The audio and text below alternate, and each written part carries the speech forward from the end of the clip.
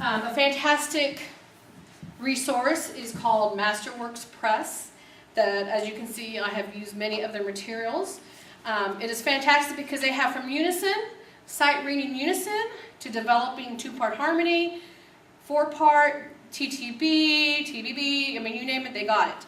And then they also have sight reading exercises in the style of Baroque, in the style of Renaissance polyphony. So say, for example, you have a madrigal ensemble class. Use the sight reading exercises in the style of the literature that you're going to be doing. How fantastic is that? So anyway, there's lots of different kinds. This is like unison and fantastic. You know, they can go into two-part. You don't have to do two-part if they're not ready for it. Another big thing to do sight reading is rounds, right?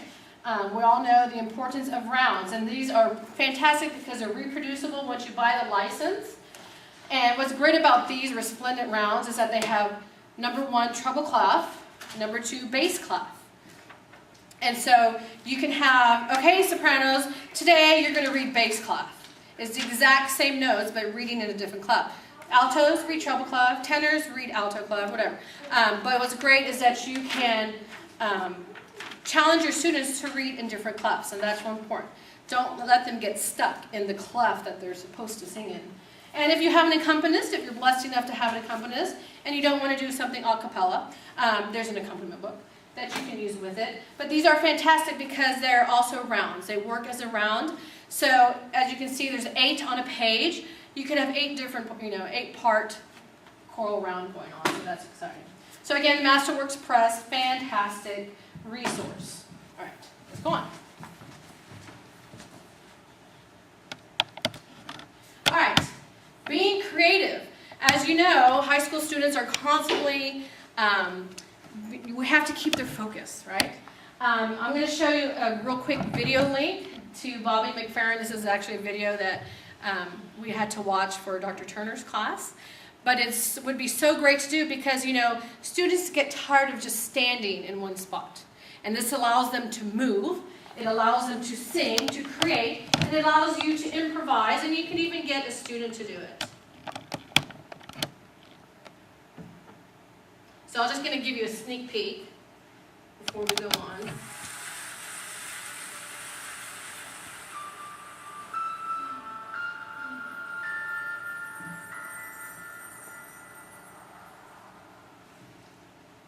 So this is another strategy, a different way you could do something. Can you see it?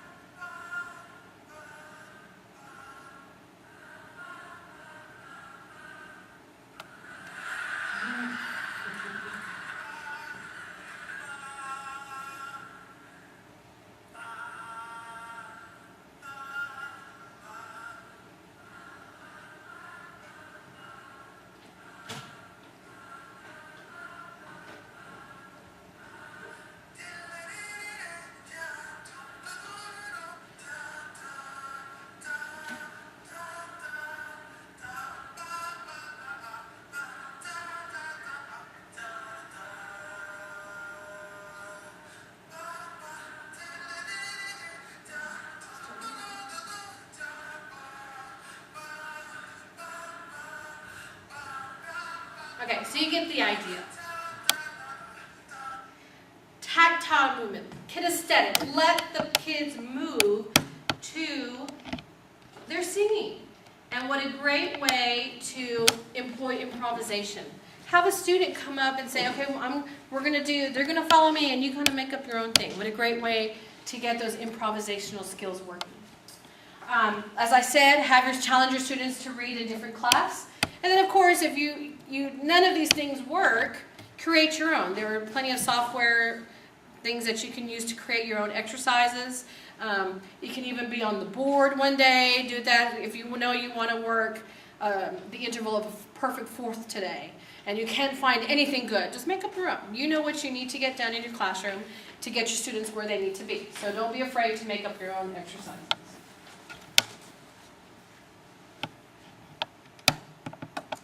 Routine. It's all about routine. Students love routine. Adults love routine. So get with a routine and let's stick to it. As like I told you, my students come in, they pick up a book, they go sit in the chair, and they know the first thing we're going to do is vocally warm up, and then we're going to sightsee. Follow your procedures for contests. We use TPS-MEA contests, and there's a certain way we have to do things, which I'm sure is very similar to UIL. Follow that. That way, from day one, your students know what to expect when they go to contests. It's not show up for contests and, oh my gosh, what are we doing? Have your students, they will have that confidence if you do things from day one the way you have to do them at contests. Question answer session. All that means is, okay, open to page 13. We're going to do this page today. All right. Mary, what key are we in? John, what's your time signature? What do you see happening in measure 3? What do you see in measure 24? You know, make them find things in the score before you even read it. That's most important, so that they are aware. They read the map before we even start to navigate. Tonal set. Now, there are many different ways that you can prep your choir to sing a sight reading piece. You could do a simple tonal set for major, so, la, so, fa, mi, do, ti, re, whatever you want to do. You can have them sing cadences. Beforehand, I would just have my students sing a simple tonal set. But now I've changed it to where I have them doing cadences. And they like it better, as a matter of fact. So let's do a little chord progression, if you would. So I explained to them, if they've never seen Roman numeral chord symbols before, I explained to them what that means and how chord progression works and why 1, 4, 5 is important. All right, so if you'll come sing with me, Deborah. All right, class, so today we're going to be in the key of you pick whatever key you're going to be in. Let's intone our piece, all right? 1, 4, 1, 5, 1, cadence. Do, let's start on do right here. Ready, go, and. Do, mi, so, mi, do. Do, fa, la, fa, do. Do, mi, so, mi, do. Low T. Ti, re, so, so, re, ti. Do, mi, so, mi, do, so, do. Very good. So we do it broken chord, and then I'll ask the ensemble, okay, let's do it blocked. Pick a note, any note in the chord.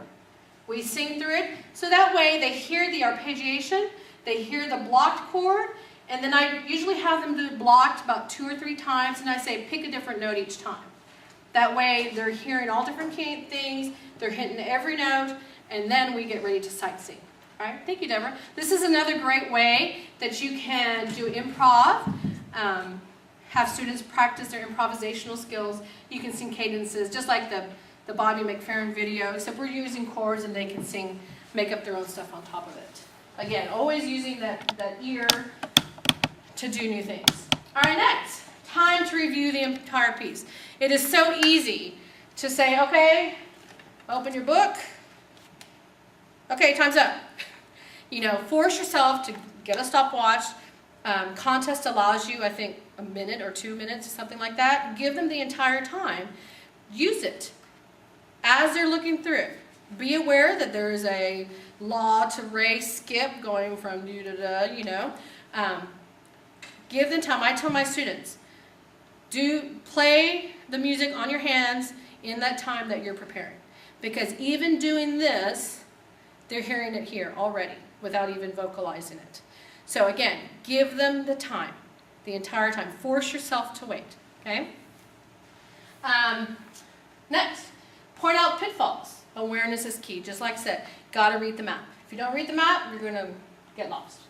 And don't forget your musicality. You know, it's so easy to say, oh, so, I don't know what this is. Oh, but there's a mezzo piano there. What's your tempo? Oh, wait, it says retard. Oh, there's a fermata. What do you have to do a fermata? So, because as we said, sight reading has to be wanted to be an authentic performance. And in order for it to be an authentic performance, you have to include the musicality in that. All right, let's go on.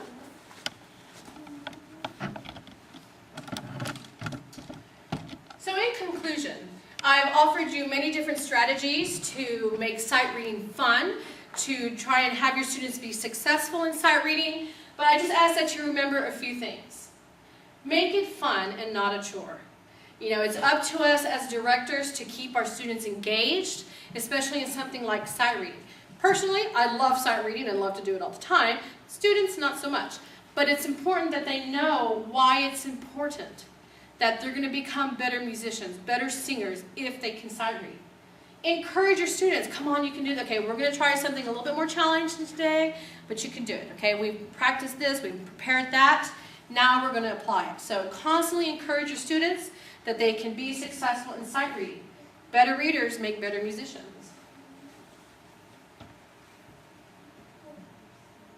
Here is a listing of all the resources that I used today. If you'd like a printout, I'd be more than happy to give that to you. There's websites, there's all kinds of things. Use your colleagues for ideas. Those are all the places that I use for my sightseeing classes and bibliography information if you would like more information on the research that I cited today. I thank you for being here today. Deborah, I thank you for being my student. Good luck in sight reading and hope we all make a win at contest. Thank you.